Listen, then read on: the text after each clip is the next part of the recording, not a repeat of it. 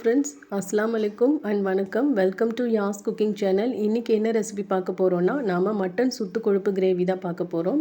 இது வந்து குழந்தைகள் முதல் பெரியவங்க வரைக்கும் ரொம்ப உடம்புக்கு நல்லது. குழந்தைகள், கர்ப்பிணி பெண்கள், குழந்தை பிறந்த பெண்கள் எல்லாரும் சாப்பிடலாம்.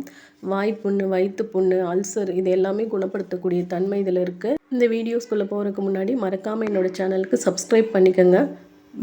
பெல் பட்டன் கிளிக் பண்ணி வச்சுக்கோங்க. ஆல்ங்கிற ஆப்ஷன் கொடுத்து வச்சுக்கோங்க. அப்போ தான் நான் போடுற வீடியோஸ் எல்லாம் உங்களுக்கு அப்டேட் ஆகும்.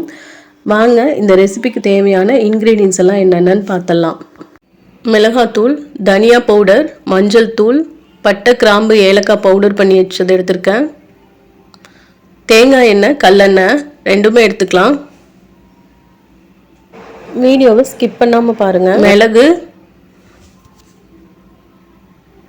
சீரகம், குழந்தை பிறந்த பெண்களுக்கு செஞ்சு கொடுக்கணுன்னா இதோட கடுகு சேர்த்திக்கங்க.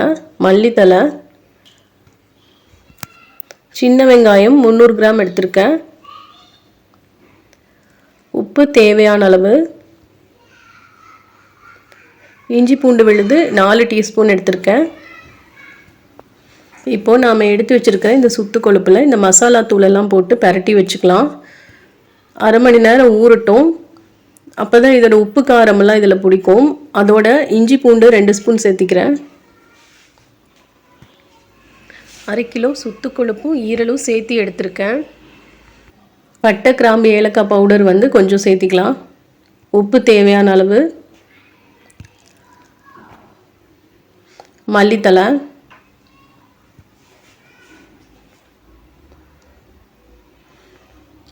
இதெல்லாம் போட்டு நல்லா மிக்ஸ் பண்ணி வச்சுக்கலாம். இது ஒரு அரை மணி நேரம் ஊறட்டும்.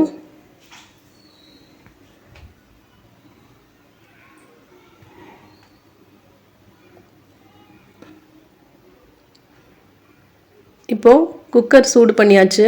எண்ணெய் வந்து கொஞ்சமாக ஊற்றிக்கோங்க. ஏன்னா இதில் வந்து ஃபேட் இருக்கிறனால இதுலேயே ஆயில் வந்து நிறைய சேரும். அதனால் கம்மியாக ஊற்றிக்கோங்க.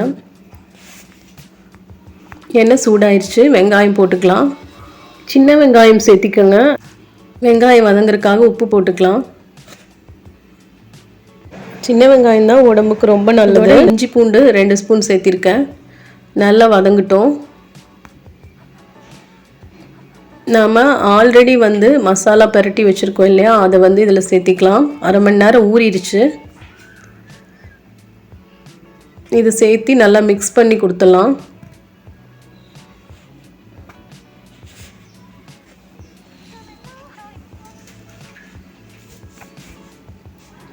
இதுக்கு தேவையான அளவு உப்பு போட்டுக்கலாம். உப்பு காரம் வந்து உங்களுக்கு தேவையான அளவு சேர்த்திக்கங்க. அதோட மல்லித்தலை போட்டாச்சு. இப்போ கொதிச்சிருச்சு. இப்போ நம்ம குக்கர் மூடியே போட்டு ஒரு 5 விசில் வரைக்கும் வரட்டும். நம்ம இந்த கேப்பில் போய் மிளகு சீரகத்தை வந்து ஃப்ரை பண்ணி எடுத்துக்கலாம். கொஞ்சமாக எண்ணெய் ஊற்றி இதை ஃப்ரை பண்ணி எடுத்துக்கோங்க.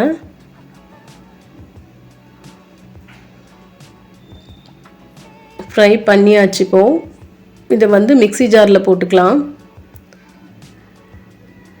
அதுக்கடியில் இங்கே வந்து விசில் வந்துருச்சு. 5 விசில். இப்போ பவுடர் பண்ணியும் எடுத்துகிட்டு வந்தாச்சு.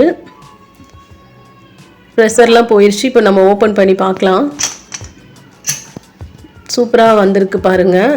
கொஞ்சம் தண்ணி வந்து இஞ்சிட்டோம். நம்ம கிரேவி அப்படிங்கிறதுனால கொஞ்சம் தண்ணி இஞ்சிற வரைக்கும் கொதிக்கட்டும்.